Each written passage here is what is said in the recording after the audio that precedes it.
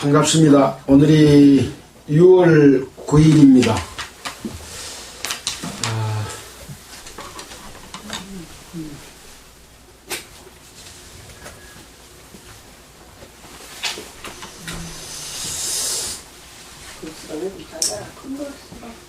오늘은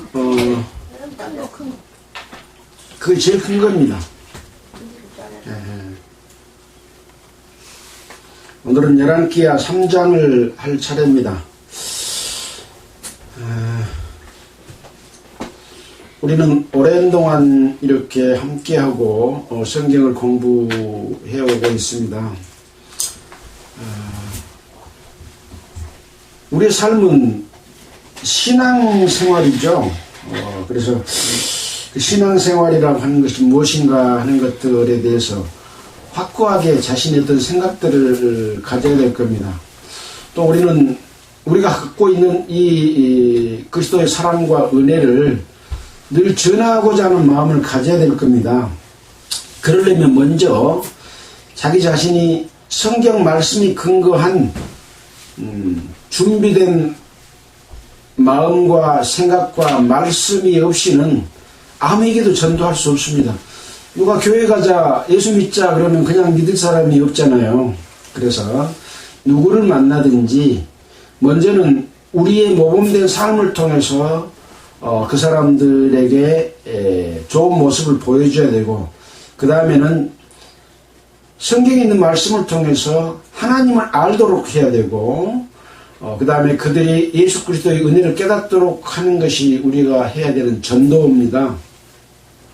어떤 사람은 전도한다고 하지만 전도하는 게 아니라 오히려 하나님 믿지 못하도록 방해하는 사람이 상당히 많아요. 엉뚱한 소리 하면 사람들이 예수 믿으려고 하겠습니까?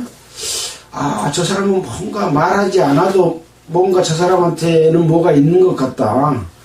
하나님을 믿는 사람이라 좀 다르다. 이런 걸 보여주고, 그런 가운데서 한 말씀 한 말씀이 하나님의 능력으로 나타났을 때 전도가 되는 것이기 때문에 우리가 믿는 이 믿음은 먼저 하나님을 알고 예수 그리스도께서 우리에게 해주시는 것을 믿는 믿음의 생활이다 라고 하는 것이죠. 종교생활과는 다릅니다. 기독교 종교는 하나님을 대상으로 하지만 사람의 방법으로 인위적인 조직으로 집단을 이루면서 그 조직의 충성을 강요합니다. 하나님은 그런 걸 원치 않습니다. 하나님은 조직이 없이도 하나님께서 인도하시는 성령의 인도하심을 따라서 믿음의 삶을 살고 열매 맺는, 또 하나님의 영광에 이르는 그런 삶을 원하시기 때문에 하나님께서 예수 그리스도를 통해서 우리에게 해주심을 믿고 그것에 의지하는 그런 삶입니다. 그러니까 믿음의 삶은 내가 뭘 해서 하나님께 드리고 바치고 수고하고 노력하는 삶이 아니라는 거죠. 마태복음 11장 28절에 보면 수고하고 무거운 짐진 자들아 다 내게로 오라, 내가 너희를 쉬게 하리라, 이렇게 했습니다. 예수님이 그 말씀을 할 당시에는 유대 종교 지도자들, 대제사장, 서기관, 바리새인들, 장로들, 이런 하나님을 믿는 자들을 향해서 수고하고 무거운 짐진 자들아 다 내게로 오라, 그럼 내가 너희를 쉬게 하겠다고 하는 거죠. 너 고생하는 종교생활 하지 말고 내가 해주시는 것을 믿고 의지해라 라고 하는 것이기 때문에 믿음의 생활과 종교생활은 정반대입니다. 하나님은 종교생활을 아주 싫어하십니다. 그 종교생활은 근본은 우상섬김에서부터 출발하는 것이고, 구약성경에 바벨탑을 쌓는 것에서부터 시작합니다. 하나님 없이 우리가 우리의 힘으로 대를 쌓고 흩어짐을 면하자. 하나님 없이, 근데 말은 하나님을 믿는다, 예수를 믿는다 하면서 하는 것이 기독교이기 때문에 더 무서운 거죠. 우리는 그동안에 성경을 공부하면서 하나님의 해주신 능력과 기적과 역사를 우리는 공부하고 있고, 그 역사를 살펴보므로 말미암아 우리가 어떻게 하나님을 믿고 의지하고 신앙생활을 할 수 있는지를 배워왔다고 할 수 있습니다. 반대는 뭐라고요? 종교생활. 사람들을 어계에서 예수 그리스도의 복음을 전해놓고 너희 이제 믿었으니 전도하기 위해서 돈 바쳐라, 충성해라, 날마다 교회 나와라, 조직으로 각종 조직을 만들어 놓고 그렇게 끌어가는 것. 이것은 수고하고 무거운 짐진 자들 향해서 다 내게로라 쉬게 하리라고 하는 것이 아니라 너희 왔으니 이제 일이라 그런 거죠. 일은 사람이 하는 게 아닙니다. 하나님이 하시는 것이고, 단지 사람이 하는 것은 뭡니까? 순종뿐입니다. 하나님의 역사에 내가 어떻게 순종할 것이냐 하는 것이거든요. 어떻게 순종할 수 있나요? 어떤 사람을 하나님이 쓰시죠? 우리는 모세가 지팡이를 가지고 하는 것처럼, 또 엘리야가 자기의 겉옷으로 요단강을 갈랐던 것처럼 우리는 그 도구 역할밖에 하지 않으면 안 되는 거죠. 우리가 뭘 하려고 하면, 모세가 그랬잖아요. 우리의 힘으로 바위를 쳐서 명하여 물을 내게 한 것으로 말미암아 가나안 땅에 못 들어갔잖아요. 우리가 하면 안 되는 거예요. 하나님의 능력으로 하고 하나님의 능력으로 나타나도록 우리는 순종하는 역할만 하면 됩니다. 근데 아무나 들어서 쓰지를 않아요. 우리는 그릇 것 같은 그런 역할을 해야 됩니다. 질그릇도 있고 또 녹그릇도 있고 여러 가지 종류의 그릇이 있지만, 질그릇이 됐든 녹그릇이 됐든 깨끗한 그릇을 하나님은 쓰십니다. 그래서 우리는 깨끗한 그릇으로 준비가 되면 하나님이 필요한 그릇을 들어서 쓰시도록 하고 그 쓰임에 우리는 순종하는 거죠. 깨끗한 그릇이 되도록 노력하는 노력은 해야 됩니다. 순종하는 노력은 해야 됩니다. 이것이 우리가 해야 될 일이지, 우리가 전도한다고 뭘 막 하는 것은 내가 하는 것이 되면 안 된다, 그런 이야기인 거죠. 미시하지만은 그것을 구분할 수 있는 마음, 그것을 우리는 가져야 된다라는 말씀을 먼저 드리고요. 두 번째, 우리의 구원은 뭡니까? 반드시 예수 그리스도의 피로써 죄사함을 받는 구원입니다. 이게 구원이잖아요. 여러분 구원 받았잖아요. 예수 그리스도의 피로 죄사함을 받음으로 말미암아 새로운 생명이 우리 안에 태어난 겁니다. 이게 거듭남입니다. 두 번째는 뭡니까? 생활 가운데서 구원을 이루어야 되는 2단계. 1단계는 예수 그리스도로 말미암아 거듭나는 것이고, 2단계는 구원받은 성도가 어떻게 생활 가운데서 구원을 이루어 가야 하는 삶입니다. 계단이 있는데 계단 높이가 상당히 높아서 바로 2계단을 뛰어넘을 수 없는 계단이라고 봤을 때 계단이 하나 빠져버리면 올라갈 수 있나요, 없나요? 못 올라갑니다. 요새는 계단이 올라가기 쉽게 짧은 계단이어서 2계단씩 바로 뛰어 올라간 사람도 있습니다. 그런 계단 말고 계단이 하나 빠져버리면 못 올라간 계단이라고 했을 때 이 계단과 같은 것이다. 첫째 계단은 거듭남이요, 두 번째 계단은 생활구원이다. 생활구원은 뭡니까? 하나님과 함께 살 수 있도록 우리를 거룩하게 하는 것이 생활구원입니다.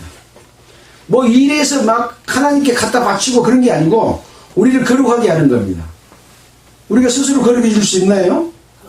없죠. 우리는 늘 우리 마음의 악한 생각, 또 욕심, 투기, 이런 모든 미워하는 마음, 이런 것이 있기 때문에 우리 스스로는 거룩해질 수가 없기 때문에 하나님께서 율법을 주셔갖고 이것이 거룩한 것이고 이것이 부정한 것이다 하고 다 알려주시면서, 부정하게 됐으면 예수 그리스도의 피로 말미암아 늘 정해라, 깨끗하게 해라.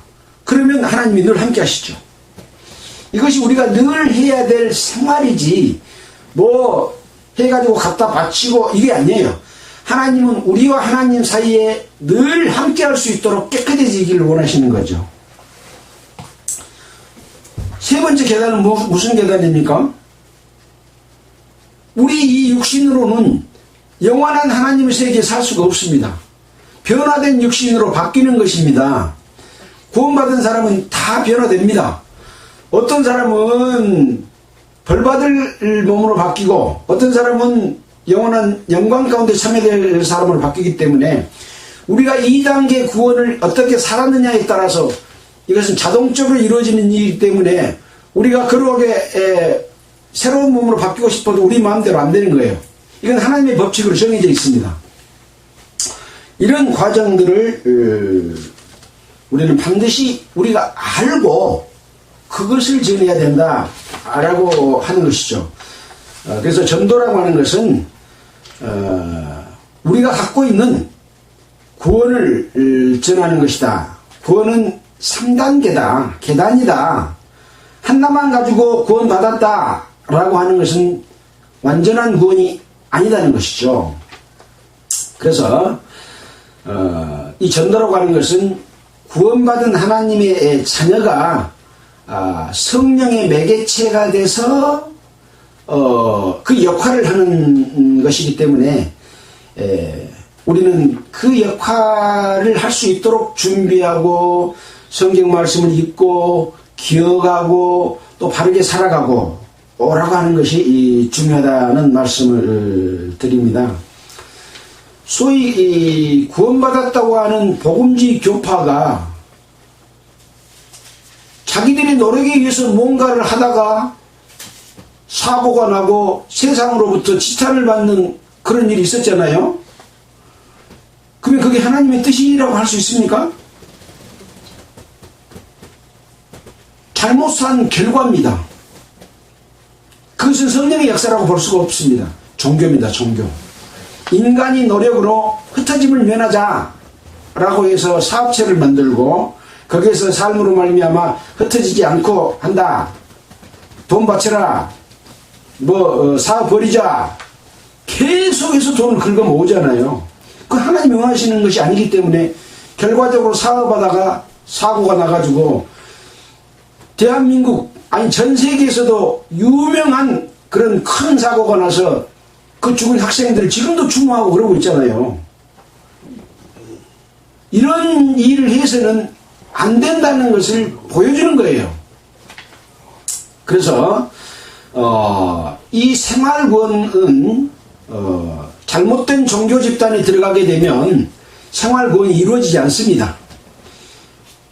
하나님을 알고 하나님이 성경 가운데서 해오셨던 것들을 우리가 깨닫고 그 뜻에 맞게 우리가 살아갈 때만이 우리는 생활구원을 이룰 수가 있는 것이죠. 종교 집단에서 요구하는 그런 요구들을 다 잘 순종하고 받아들이는 것은 교주에게 충성하는 것이지 하나님께 순종하는 것이 아니기 때문에 우리는 그것을 잘 구분해야 된다. 구분하는 방법은 그동안에 많이 배워왔잖아요. 그런 내용 먼저 말씀을 드리고요. 그래서 정말 하나님께 순종하는 삶, 또 하나님의 쓰임을 받는 삶을 살게 되면은 세상으로부터도 저 사람은 뭔가 잘 살고 있다. 저 사람 가운데는 뭔가 귀한 것, 좋은 것, 바른 것이 들어있다. 그런 모습들을 보여주게 됩니다. 그러나 종교생활을 하는 사람들은 겉으로 보기에는 좋은데 결과적으로는 나쁜 모습들이 드러나고 나타납니다. 재산을 바치고 어깨보증을 써서 돈을 못 갚아서 사고가 나고 금융 부정이 일어나고 돈은 싹 지그들이 차지하고 건물도 지그들이 차지하고 또 그런 자기가 죽으면 아까우니까 자기 자식들에게 넘겨주고 이런 일이 종교 집단 기독교 속에서 얼마나 많이 일어나고 있습니까? 그것은 신앙생활이 아닙니다. 종교생활인 거죠. 하나님이 제일 싫어하는 우상 숭배하는 것이고 재물을 의지한다는 것은 재물이 우상인 거죠. 사업을 의지하면 사업이 우상이 되는 거죠. 이런 부분들을 우리는 생각해 봐야 될 것이다 라고 하는 것을 말씀을 드리고요. 우리가 열왕기하 2장에서는 뭘 배웠습니까? 엘리야의 승천과 엘리사에 대해서 배웠습니다. 엘리야는 하나님의 사람으로서, 하나님의 백성이며 하나님의 선지자로서 하나님의 일 맡은 자잖아요. 하나님의 뜻에 합당한 삶을 살았으며, 하나님의 선지자나 하나님의 이 사도들도 거짓 사도들이 많잖아요. 합당하게 살았으며, 그러니까 하나님의 사람이라는 것은 하나님을 믿는, 우리로 말하면 거듭난 하나님의 자녀라고 할 수 있는 거죠. 그 다음에 하나님의 뜻에 합한 삶을 살았다는 것은 생활 구원을 이루어가고 있는 바른 사람이다. 바른 삶을 살았다는 것이고, 세 번째는 어쨌습니까? 엘리야가 공중으로 들려 올라갔잖아요. 그래서 엘리야는 이 구원의 3단계를 현실적으로 이룬 그러한 사람이라고 할 수가 있습니다. 에녹이 그랬습니다. 엘리야가 그랬습니다. 예수님께서 그랬습니다. 이 세 분이 바로 구원을 완성한 분이고 거울이고 표본입니다.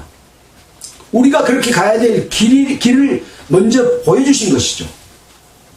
그래서 반드시 생활 가운데서 합한 삶을 살았을 때만이 마지막 단계인 육체가 들려 올라가는, 가서 하나님과 함께하는 삶을 살 수가 있는 것이죠. 그러나 잘못 살게 되면 중간에 징계도 받고 벌도 받고 이스라엘 백성에서 끊겨진다고 그랬잖아요. 하나님의 영광 가운데 참여될 수 없는 것이죠. 하나님의 자녀가 아닌 사람들은 다 마귀에게 속한 사람이기 때문에 마귀와 함께 지옥불에 던져집니다. 그러나 하나님의 사람인데 영광에 참여하지 못하면 얼마나 후회랄까, 고통, 또 영광에 들어가지 못한 안타까움, 이런 것이 있겠습니까? 이런 부분들을 우리가 알고 그것에 맞도록 살아가도록 하기 위해서 우리는 공부를 한다는 것을 이제서는 안 될 겁니다. 그래서 우리는 늘 우리의 생각과 마음과 행함에 따라서 그 생활구원이 이루어지는 그런 결과를 초래합니다. 그래서 1단계하고 2단계는 우리의 마음과 생각과 이것이 전적으로 거기에 들어가야 됩니다. 구원도 그냥 구원되는 게 아니에요. 자기가 하나님이 계심을 알고, 하나님 앞에 내가 죄인 된 것을 알고, 그 죄를 용서받고자 하는 간절한 마음, 죄 용서 못 받으면 지옥 간다고 하는 그 두려움, 하나님이 계시는데 두려움도 없어. 내가 죄인인 것도 몰라. 그러면 구원 못 받습니다. 그래서 반드시 하나님이 계신 것과 그가 우리에게 죄가 있으면 심판하고 죄가 없으면 천국 가게 해주시는 분이라는 것을 알고 자기가 전적으로 믿고 매달렸을 때 구원이 이루어지는 거죠. 구하라 그러면 주실 것이요, 찾으라 그러면 찾을 것이요, 문을 두드리라 그러면 열어주실 것이다 라고 하는 것이 구원의 필수 조건입니다. 복음을 전했는데 본인은 아무 구하는 게 없어요. 구원받고 싶지도 않아. 근데 억지로 데려다 놓고 예수께서 당신을 위해서 돌아가셨습니다 하고 설명해봤자 소용이 있어요 없어요? 아무 소용없어요. 지금 나는 세상이 좋아, 세상 거 즐기고 돈 벌고 내 마음대로 살고 싶어, 그런 사람은 구원 못 받습니다. 반드시 본인의 마음이 하나님이 계신 것을 알고 하나님의 두려운 분이시다는 것을 알고 내가 죄인인 걸 알았을 때만이, 안 것으로 끝난 것이 아니라 거기에서 하나님의 도움으로 용서함을 받고자 하는 마음이 있는 자만이 하나님의 자녀가 될 수 있는 조건인 거죠. 생활구원도 똑같습니다. 구원은 받았는데 하나님의 뜻을 알려고 하지도 않아. 어떻게 살아야 되는지도 몰라. 잘못 가르친 것을 듣고 그대로 행하고 있어. 구원 못 받죠. 생활구원 못 받습니다. 생활구원 못 받으면 뒤에 영광이 없습니다. 근데 구원받은 것 한다만 갖고 우리는 잘못 살아도 천국 간다라고 가르치는 이단이 있다는 거죠. 그걸 철저하게 믿고 있어요.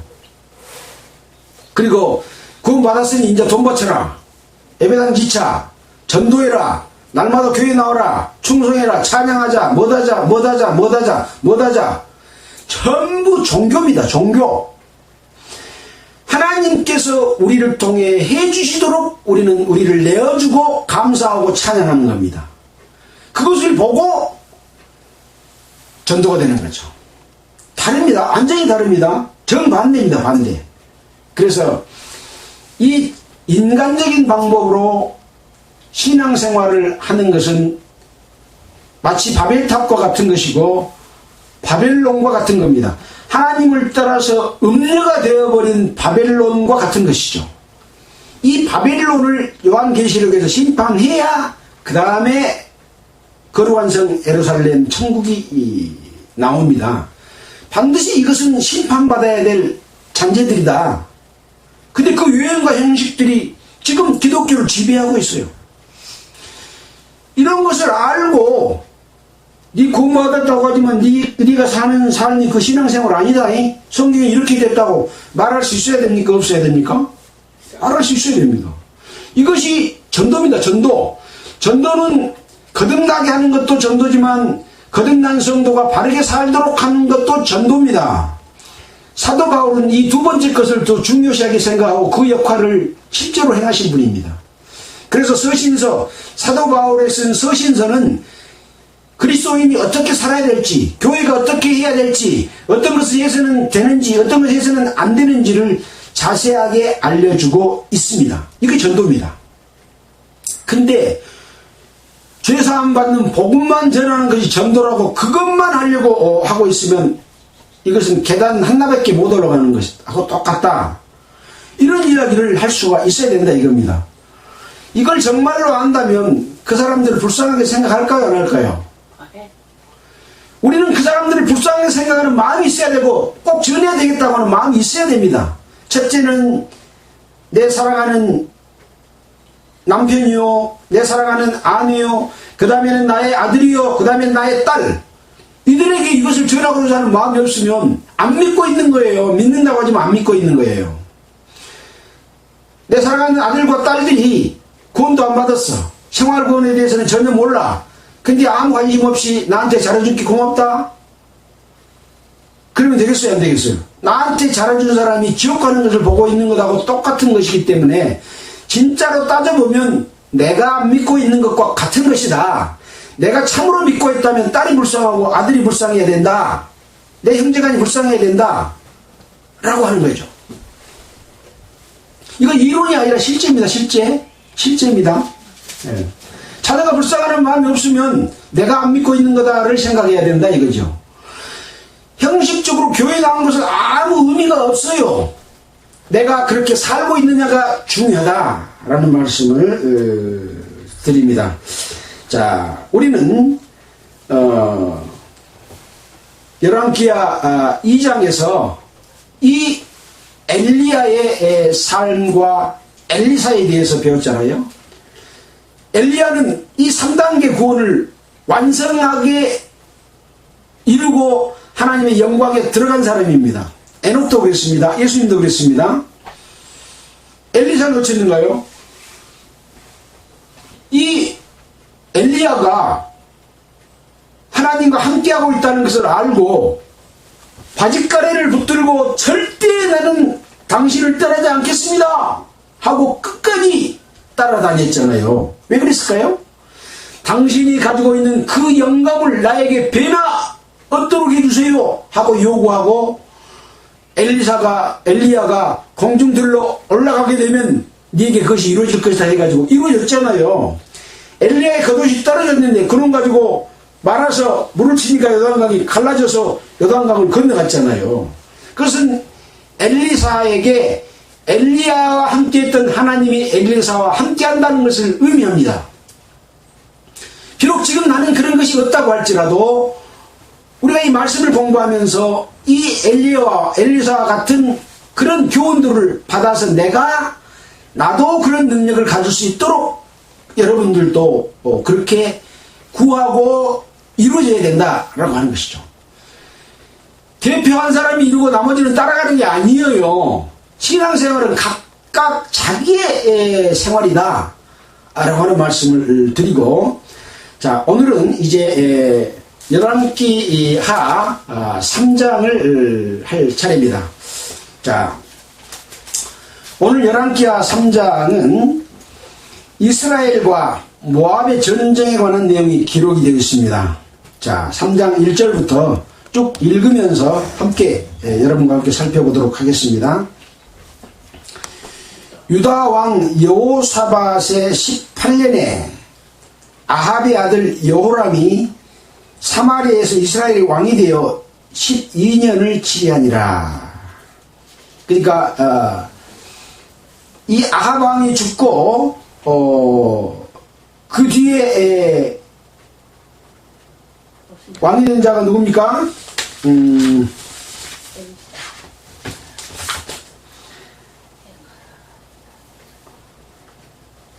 아하시아가 왕이 됐죠. 아하시아가 왕이 됐는데 아하시아는 아들이 없어. 그래가지고 누가 왕이 됩니까?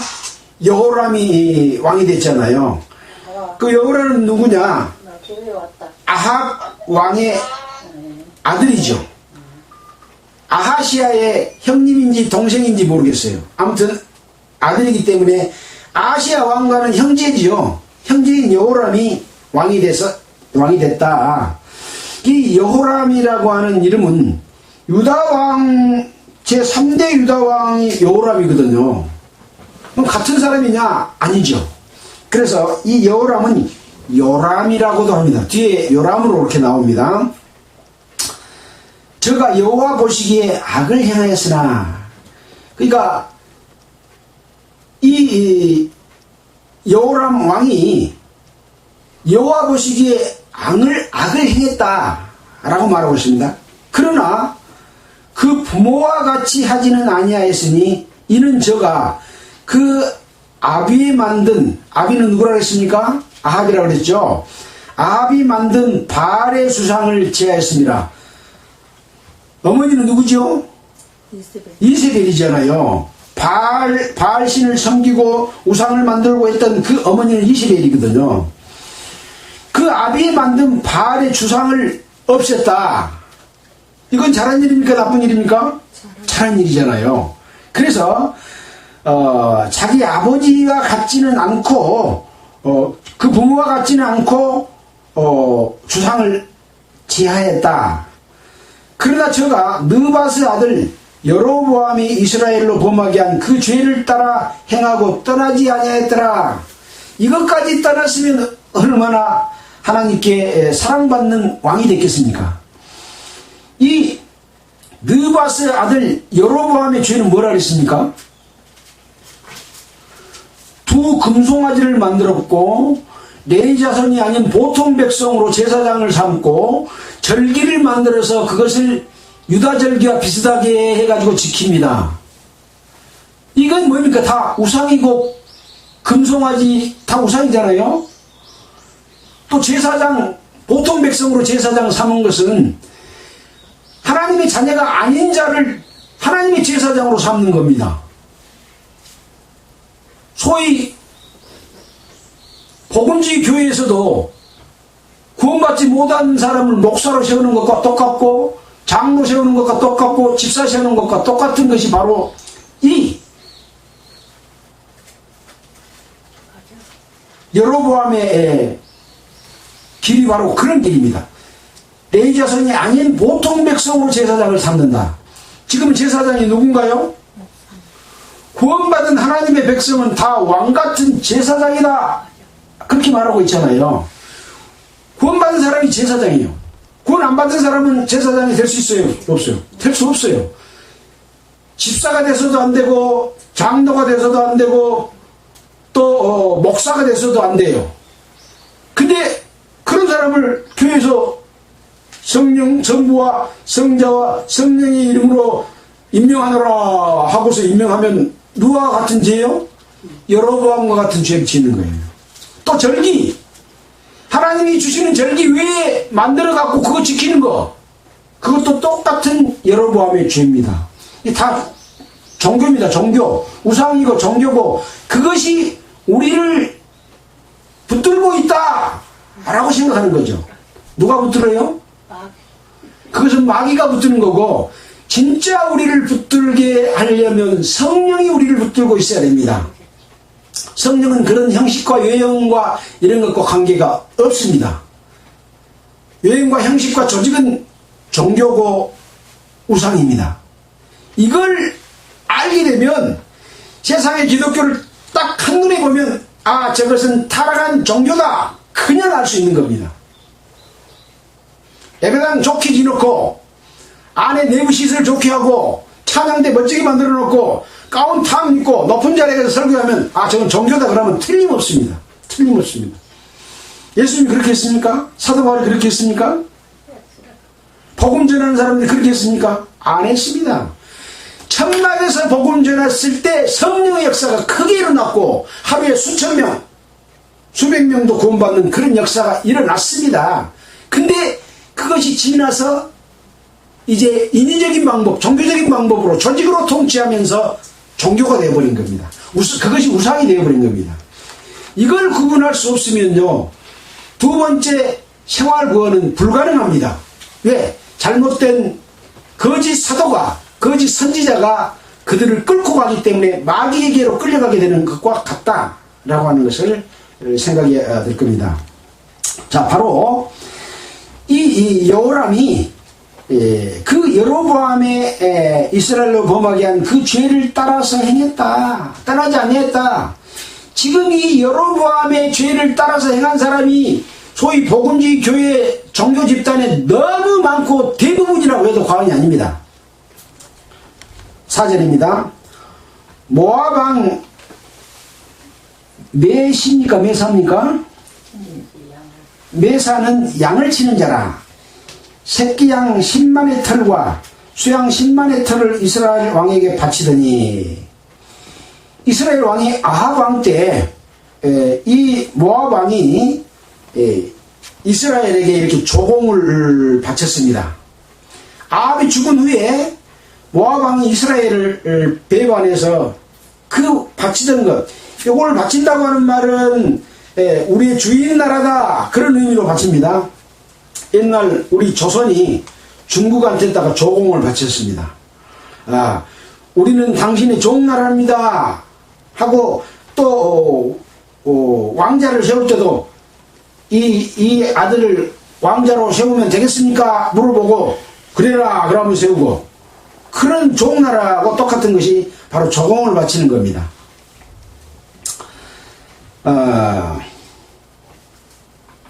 아합이 죽은 후에 모압 왕이 이스라엘 왕을 배반한지라. 그럴 때에 여호람 왕은 지금 아합이 죽은 후에 두 번째 왕이잖아요.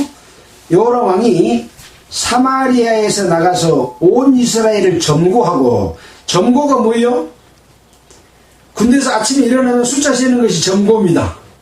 그러니까 여기서 온 이스라엘을 점거한다 그 말은 이스라엘의 전쟁에 나갈 만한 사람의 수를 세고 모으는 것을 점거라고 할 수 있습니다. 전쟁 준비하는 거죠 지금. 왜? 모압이 조공 바치다가 안 바치고 배신하니까 모압 가서 공격하려고 지금 점거하는 겁니다. 또 가서 유다왕 여호사밧에게 보내요. 아까 여호사밧 18년에 이스라엘 왕이 여호람이 됐잖아요.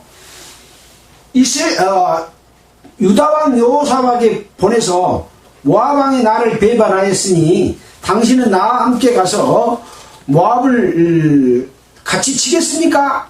그라고 물어보는 거예요. 그러니까 지금 이스라엘이 모압과 전쟁을 하려고 하면서 유다 나라에게 나와 같이 전쟁에 참여해 주십시오 하고 요청을 하는 거죠. 군대를 요청하는 겁니다. 그러니까 유다왕 여호사밧이 내가 올라가리이다. 나는 당신과 일반이요, 내 백성은 당신의 백성과 일반이요, 내 말들도 당신의 말들과 일반이니이다. 이건 무슨 말입니까?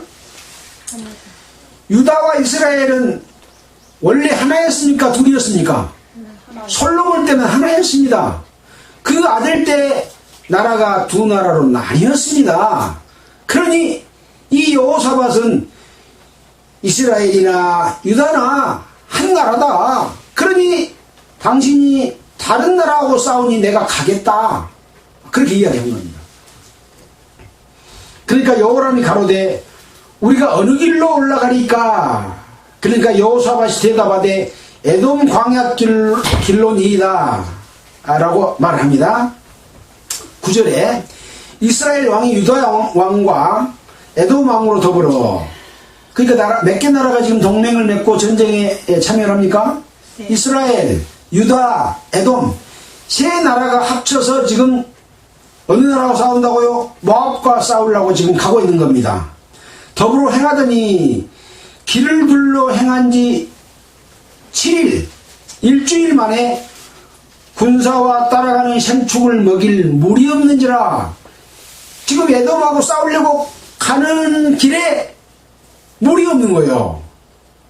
말들에게 먹일 물도 없고 군사에게 먹일 물도 없는 거예요. 그러니까 이스라엘 왕 여호람이 슬프다. 여호와께서 이 세 왕을 불러 모압의 손에 붙이시려 하시는도다. 이 세 왕을 불러서 모압에 붙이면 누가 이겨요? 모압이 이기죠. 우리를 죽게 하는구나. 물이 없어서 지금 먹도 못하는데 어떻게 싸우냐. 이렇게 슬프다 하고 이야기를 합니다. 그러니까 유다왕 여호사밧이 가로되 우리가 여호와께 물을 만한 여호와의 선지자가 여기 없느냐? 라고 물어보죠. 그러니까 유다왕 여호사밧은 하나님을 믿고 옛날에 유다와 이스라엘이 한 나라였다는 걸 알고 전쟁에 참여하고 이 전쟁도 하나님께 물어봐야 된다. 그 결과를. 그러나 이스라엘 왕은 슬프다. 우리를 모압에 붙여갖고 우리를 죽게 하는도다. 이렇게 낭망하잖아요. 이렇게 하나님을 믿고 있는 거예요? 안 믿고 있는 거예요? 안 믿고 있는 거죠. 이 세 나라가 합쳐서 우리의 힘으로 싸워서 모압을 이기겠다고 하는 생각을 가진 것은 이스라엘 왕이지만 유다왕 여호사밧은 여호와께 물어볼 만한 선지자가 여기 없느냐? 라고 이제 물어보니까 이스라엘의 왕의 신복 중에 한 사람이 전에 엘리야의 손에 물을 붓던 사밧의 아들 엘리사가 여기 있나이다. 사밧의 아들 엘리사는 엘리야의 그 능력을 입은 사람이잖아요. 하나님의 사람으로 그 능력을 인정받은 사람입니다. 그 엘리사가 있습니다. 라고 말을 하니까 여호사밧 유다 왕이 가로되 여호와의 말씀이 저에게 있도다. 저가 우리에게 여호와의 말씀을 알려주실 것이다. 저에게 있도다. 이에 이스라엘 왕이 여호사밧과 에돔 왕으로 더불어 그에게로 내려가니라. 엘리사가 이스라엘 왕에게 이르되 내가 당신과 무슨 상관이 있나이까? 지금 이스라엘 왕은 엘리사가 생각할 때는 하나님을 공경하지 않고 여로보암의 길로 해가면서 아까지 금송아지를 섬기고 또 절기를 정해서 날짜를 정해서 뭐 제사 지내고 또 뭡니까 레위자손이 아닌 자로 제사장 삼고 이런 것을 보고 있으니까 나는 하나님의 선지자로서 네가 아무 상관이 없다 라고 말을 합니다. 그러니까 엘리사는 하나님의 입장에서 올바르게 지금 말을 하고 있는 거죠.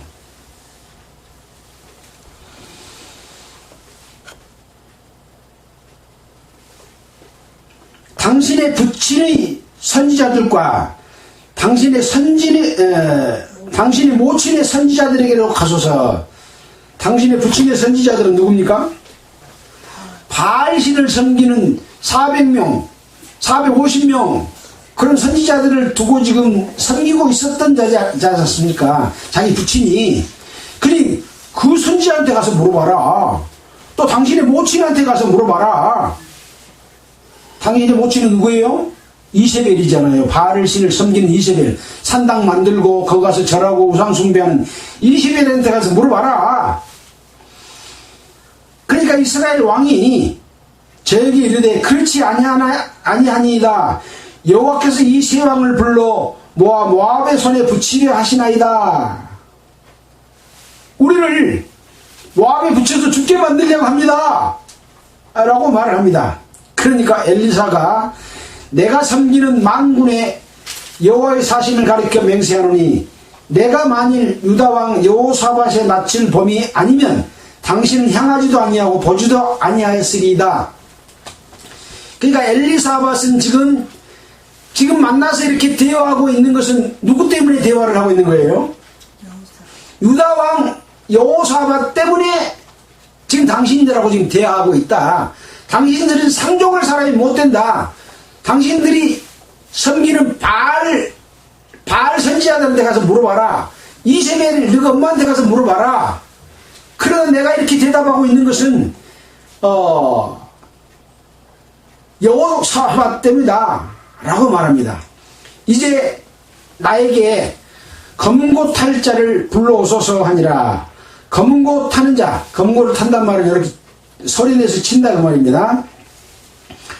타는 자가 검은고를 칠 때에 여호와께서 엘리사를 감동하시니, 여호와께서 엘리사에게 감동됐다. 그 말은 무슨 말입니까? 하나님이 엘리사에게 하나님의 능력으로 말할 수 있도록 지금 해주신 것이죠. 감동하시니 저가 가로되 여호와의 말씀이 이 골짜기에 개천을 많이 팔아 하셨나이다. 여호와께서 엘리사에게 감동함으로 말미암아 방법을 알려주신 것이 여기에 개천을 많이 파라고 했다 라고 말합니다. 여호와께서 이르시기를 너희가 바람도 보지 못하고 비도 보지 못하되 이 골짜기에 물이 가득하여 너희와 너희 육축과 짐승이 마시리라 하셨나이다. 그러니까 파면 물이 나온단 말이에요, 안 나온단 말이에요? 물이 나온다. 그러니 여기다가 개울을 많이 팔아 라고 이렇게 말을 해줍니다. 지금 누구 때문에 해준 거예요? 이스라엘 왕 때문에 해주는 거예요? 유다 왕 때문에 해준 거예요? 하나님을 공경하는 유다 왕 때문에 해준 겁니다. 종교 집단화 되어버린 목사들과 그 종파 속에서도 하나님을 공경하는 사람이 있으면 그 하나님을 공경하는 사람의 뜻을 따를 때, 함께할 때 하나님이 복을 줄 수도 있다. 그런 얘기인 거예요. 그런데 그런 사람이 있으면 그 종교 집단에서 하나님의 말씀을 바르게 하는 사람을 놔둬요, 어째요? 쫓아내버리잖아요. 쫓아내버려. 니는 왜 우리 말을 안 듣고 성경말 가지고 우리한테 따지냐? 그렇게 하면서 쫓아내버려요. 왜? 조직이 깨질까봐. 사람이 그 사람 따라가 볼까봐. 왜? 종교 집단 깨질까봐.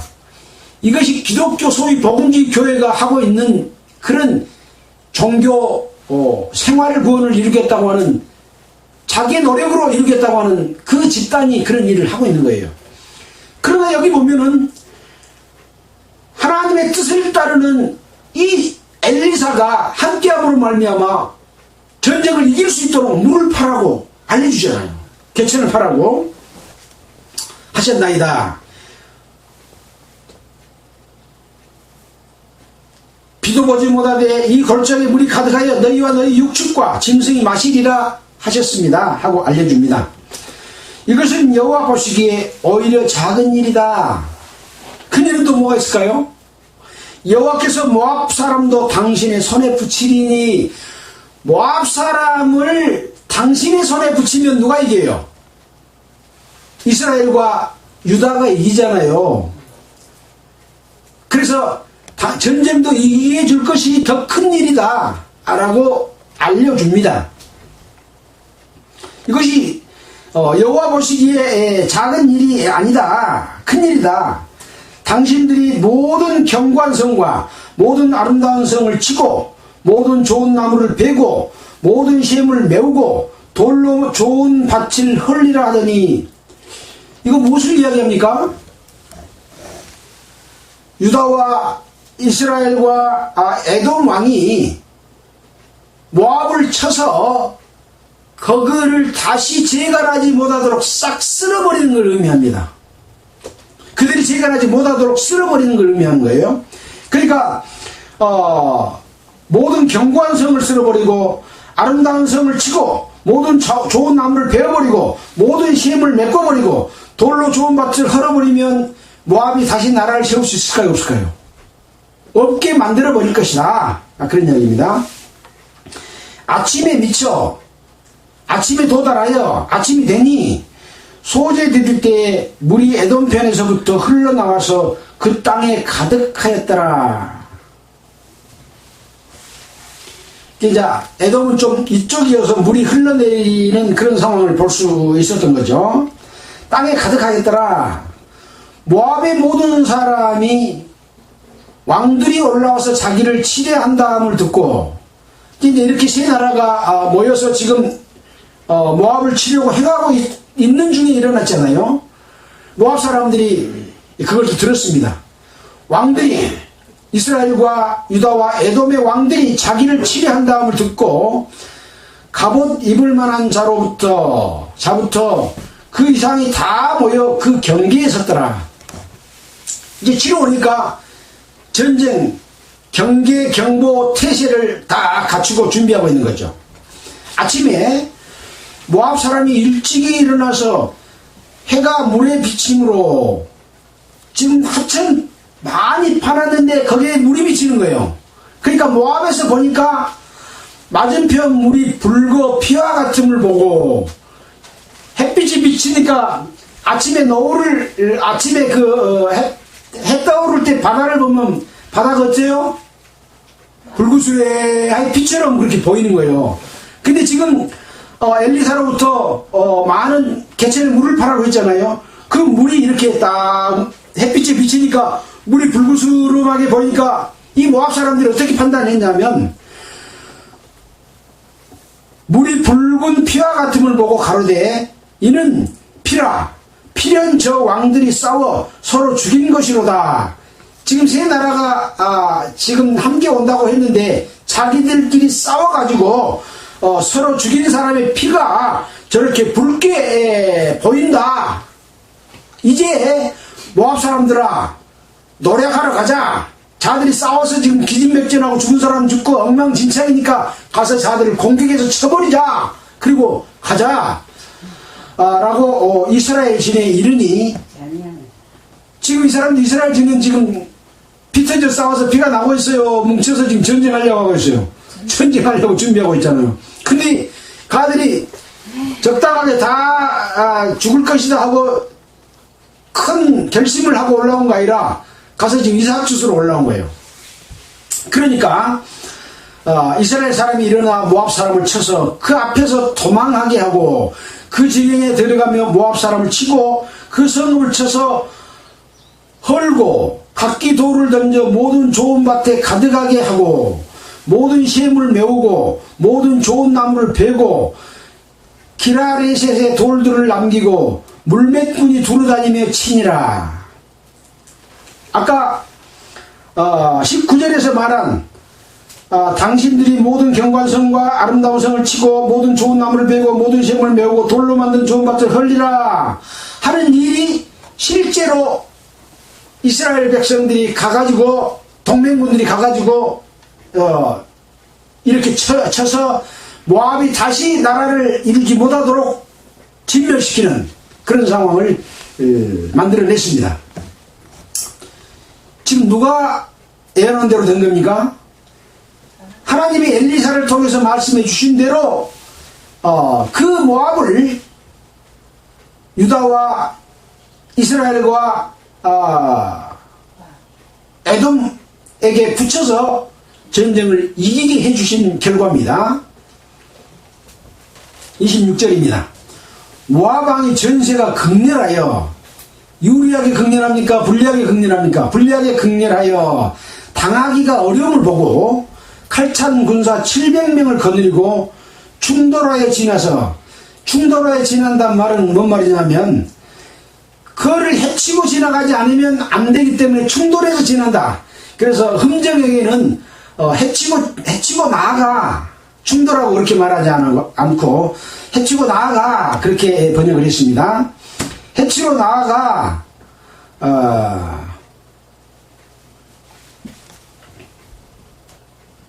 에돔 왕에게로 가고자 하되 능히 못하고, 그렇게 해치고 나아가고자 했지만 능히 못하고, 이에 자기 위를 이어, 자기 위라는 것은 모압 왕의 위치, 그 자리, 이를 이어 왕이 될 맏아들을 취하여 성 위에 번제를 드린지라.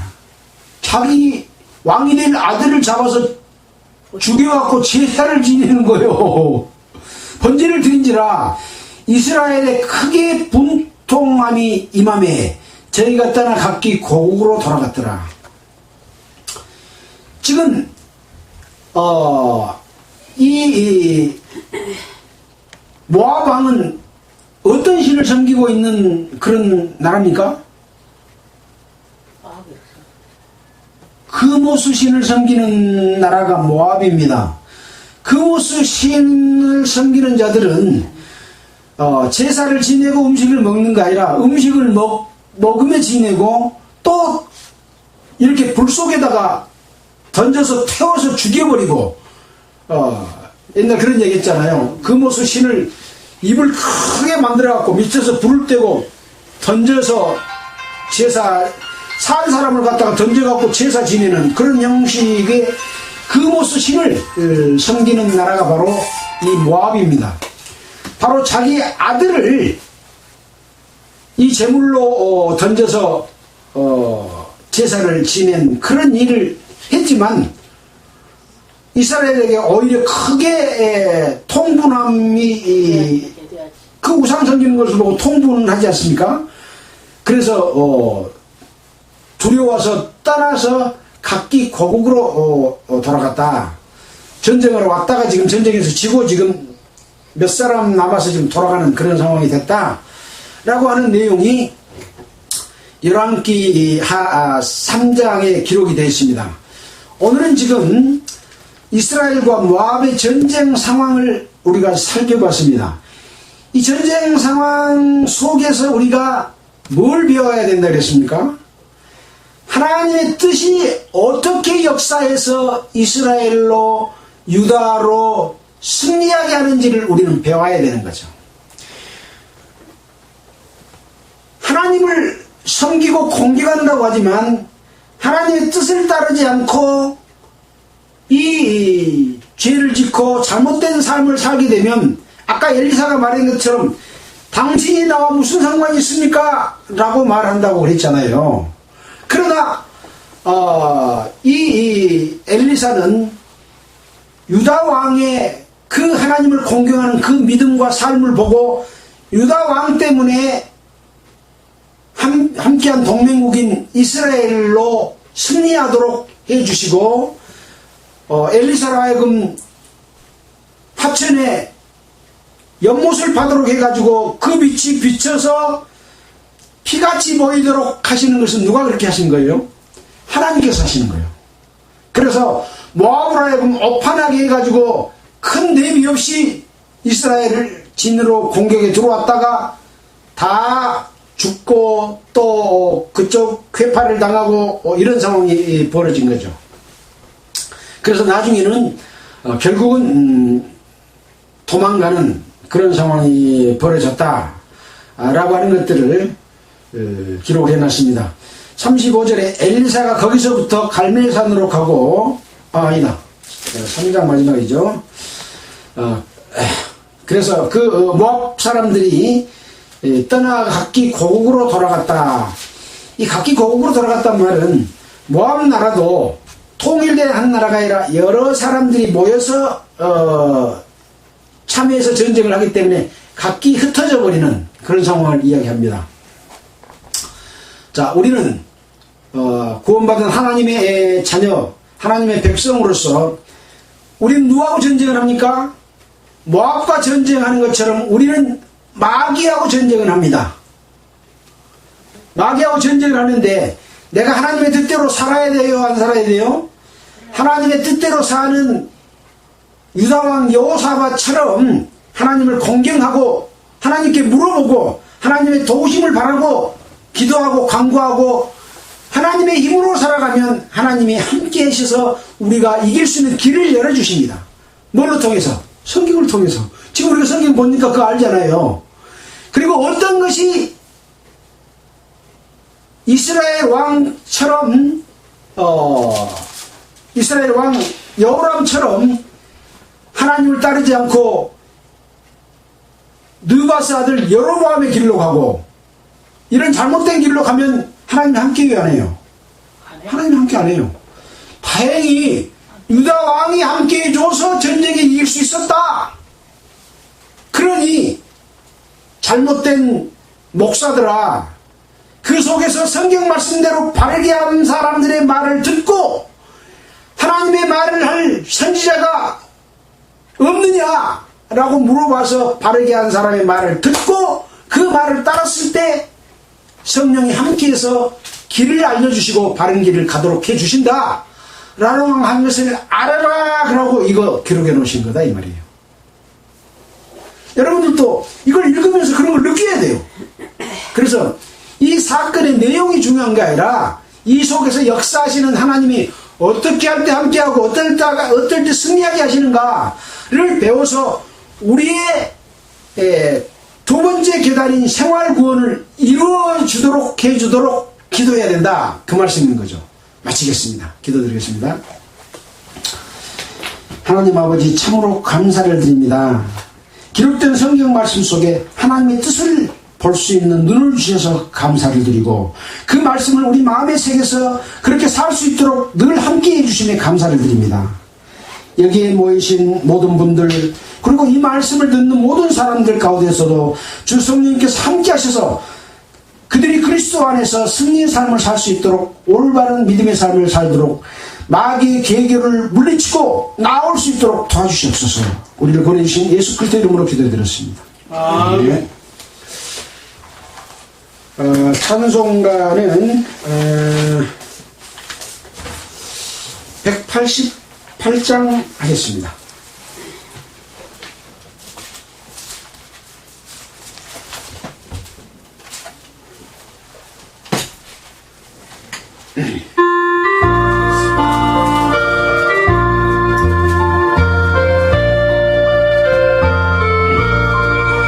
만세 반석 열리니 내가 들어갑니다. 창의 허리 상하여 물과 비를 흘린 것 내게 요동되어서 정결하게 하소서. 내가 봄을 세우나 은혜 갚지 못하네. 쉼없이 힘쓰고 눈물 근심 많으나 구속 못할 죄인은 예수 홀로 속하네. 빈손 들고 앞에가 십자가를 붙드네. 의가 없는 자라도 도와주심 바라고 생명샘에 나가니 마음을 씻어 주소서. 살아 생전 숨쉬고 죽어 세상 떠나서 거룩하신 주 앞에 끝날 심판 당할 때 만세 반석 열리니 내가 들어갑니다.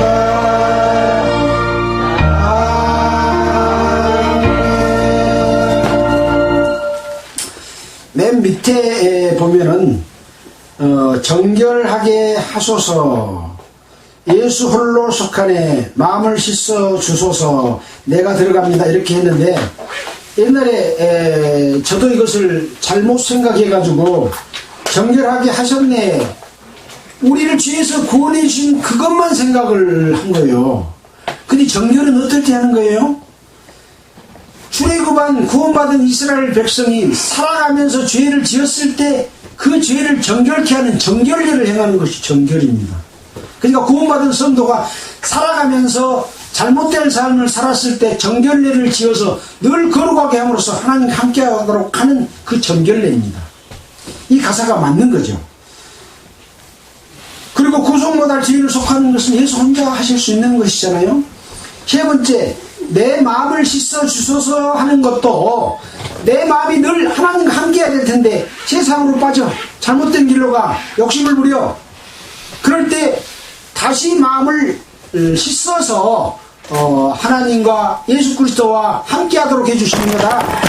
그렇게 되면 마지막에 만세반석 열리니 영광 가운데로 내가 들어갑니다. 이 가사가 이런 가사의 의미가 있다고 하는 것을 여러분에게 말씀드립니다. 마치겠습니다. 수고하셨습니다. 수고하셨습니다. 함께 해주신 우리 시청자 여러분 감사합니다. 전부 다 눈을 감아서. 김길주, 이경재가 시청을 했는데 김길주는 아멘 그러고 또 김길주가 누군지 잘 모르겠어요.